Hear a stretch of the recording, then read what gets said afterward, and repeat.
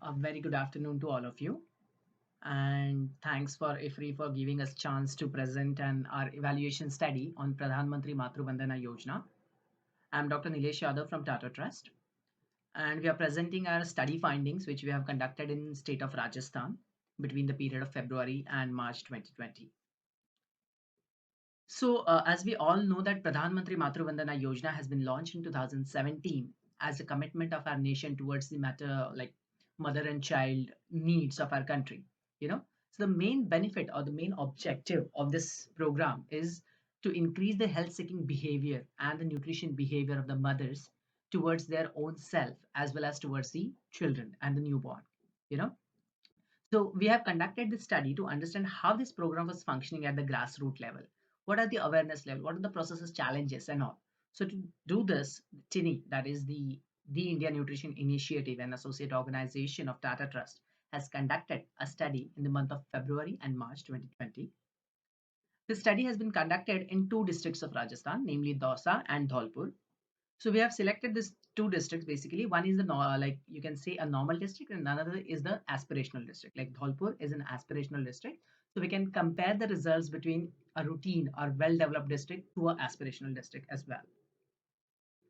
We have conducted this study as a mixed method. We have adopted a mixed method approach, where qualitative as well as the quantitative data has been collected. So qualitative and quantitative, both methods has been adopted for the frontline workers, mainly ASHA worker, Anganwadi worker, and the ANM, while the beneficiaries like mothers, like non-beneficiaries, the mother-in-laws and the husbands, we have used only the quantitative questionnaires.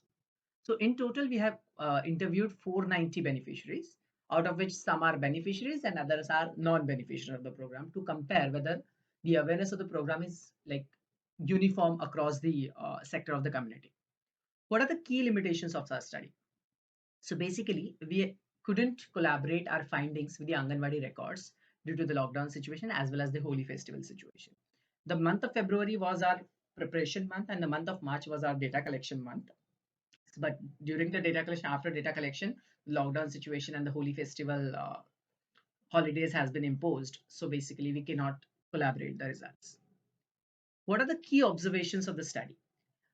So our study results has been, or our study methods has been divided into four major pillars. Basically, the process related changes, the changes towards the awareness, changes related to the outputs, and the changes with the behavior change.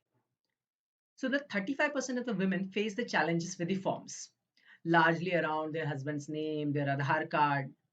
The paperwork is minimal, but need to submit the same papers again and again, which is not clear to the beneficiaries as well as to the Anganwadi workers.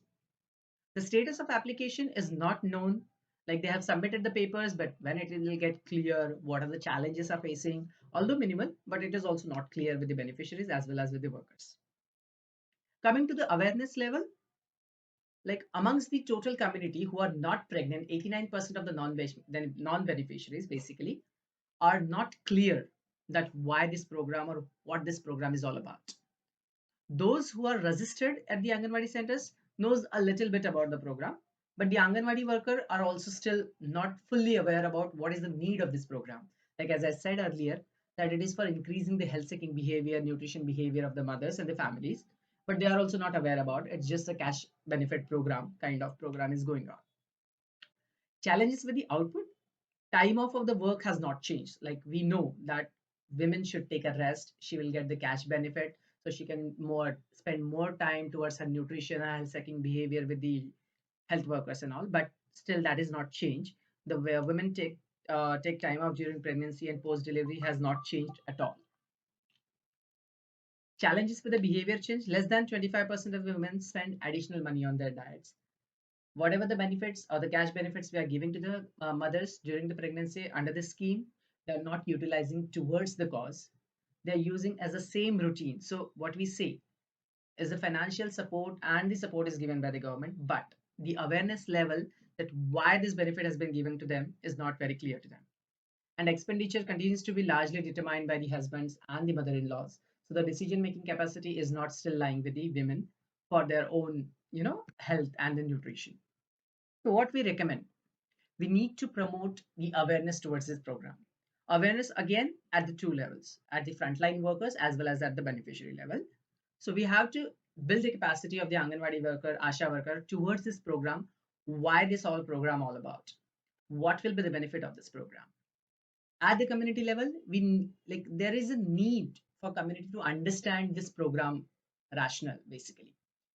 That cash benefit is towards nutrition and health seeking behavior, and we should spend this money toward the nutrition of the mothers and the children, and is involving husband from the start and not just for the paperwork or collecting the money you know and if possible we need to decrease the process and the paperwork which is currently involved in this program.